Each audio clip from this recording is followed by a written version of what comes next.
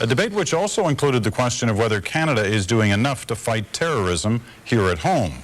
Christina Lewan reports on that. Canada's fight against terrorism goes on here behind these walls. This RCMP hotline collecting tips from anyone who might know anything about last week's attacks. In just 4 days, they've received over 800 calls. But the Prime Minister says there's no evidence of a Canadian connection. Jean Chrétien says he knows of no terrorist cell operating in Canada, period. But the Canadian Security Intelligence Service seems to know a lot more. In a 1998 Senate committee submission, CSIS reported investigating 50 organizational targets and 350 individual targets with links to terrorist activity in Canada, and warns that terrorist groups are present here, whose origins lie in virtually every significant regional, ethnic, and nationalist conflict there is. It raises the question as to how well informed the Prime Minister is about these matters. For the Canadian Alliance, it also raises questions about whether Canada is doing enough to weed out terrorists. The terrorist organizations need to hear clear messages that, for instance, there'll be laws that will ban them in Canada, will ban the fundraising. In countries like Britain and the United States, it's a crime to raise funds for a terrorist organization. Not in Canada, not even a crime to belong to one here. In 1999, Canada signed the International Convention to Suppress the Financing of Terrorism, but it's only taken a first timid step toward implementation. This proposed legislation revokes the charitable status of organizations with links to terrorist activity. In short, if you raise funds for terrorists, you can no longer issue tax write-offs for it. Reid Morton is a former head of CSIS. Well, no, I do not think that goes far enough. I very strongly believe that bill could be toughened up quite significantly without doing damage to the operations of legitimate charitable organizations in the country. Security critics also point to immigration loopholes they say allow terrorists to slip through the cracks. Over 10 years ago, Canada wanted to deport this man, a convicted hijacker who lied about his criminal record to get into the country. He's still living in Ontario, still appealing the attempt to deport him. We have extremely cumbersome deportation procedures. The federal government says it's working on all fronts to tighten up the rules. That terrorism will not be tolerated, that we will do whatever we can to fight it right here and around the world.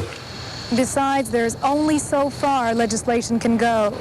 Even with its tougher anti-terrorism laws, the U.S. could not prevent last week's attacks, nor could it prevent its perpetrators from preparing for it on American soil. Christina Lewan, CBC News, Ottawa. The number of Canadians missing in New York is now estimated to be between 45 and 75. Many are from Ontario. And the Ontario government has offered $3 million to help families cover expenses for things such as travel. But the Canadian Consul General in New York is suggesting that families not come.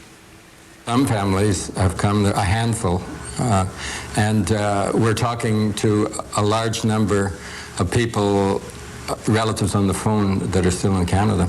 Constantly. It's been a 24-hour-a-day operation. We've had people working here around the clock on this. Phillips is asking for people to keep in touch and be patient. It's going to be a long process. Well, as we mentioned earlier, among the big losers on the markets today was the airline industry, and many big carriers reacted swiftly by cutting flights and, in some cases, thousands of jobs. Susan Ormiston now on what airlines in North America are up against. Long lineups, lots of travelers. But this is the backlog from last week's crisis. The question is, how many will curtail travel next week or next month?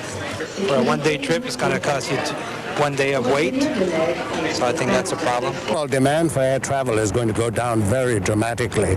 I believe at least 50% in the short run and maybe about 30% in the longer run. The airline's worst fear. But the events last week were not a good news story for the airline industry, for the travel public, or for consumers. And today, the first cuts. Air Canada eliminated 20% of its seats to U.S. destinations. U.S. Airways shed 11,000 jobs. Virgin Airways cancelled plans for a Britain-Canada route. And on the stock markets, disaster. As Wall Street opened, the carnage in the airline industry confirmed. $6 billion lopped off the value of the top 6 U.S. airlines. A few examples. Continental's stock fell 49% as it warned of potential bankruptcy. U.S. Air plummeted 52%. And in Canada, WestJet down $1 today, but it's dropped 23% since last Monday.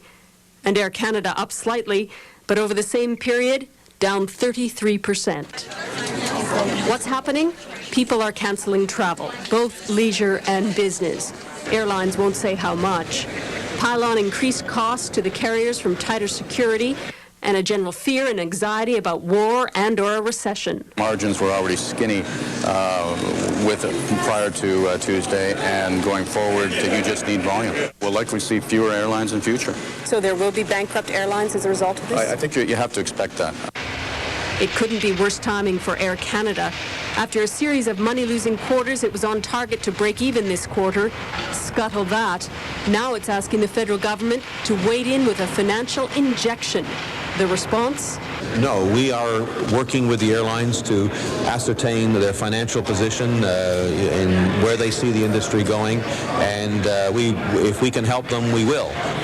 In terms of regulation, we have certainly made no commitments to assist them financially. So what will all this mean? Well, expect more waiting and travel time, possibly additional layoffs and airline mergers. And analysts say, don't rule out fare increases. Susan Ormiston, CBC News, Toronto.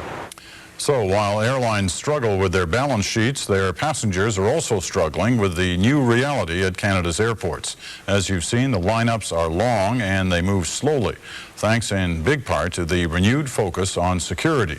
Paul Hunter has the latest on that front. At this time, we're doing confirmed Osaka passengers. Welcome to the future of flying, where tightened security at every airport means long lineups for every passenger. Do not leave your vehicles unattended. No mercy for cars left standing in loading zones or for those who've left baggage unattended.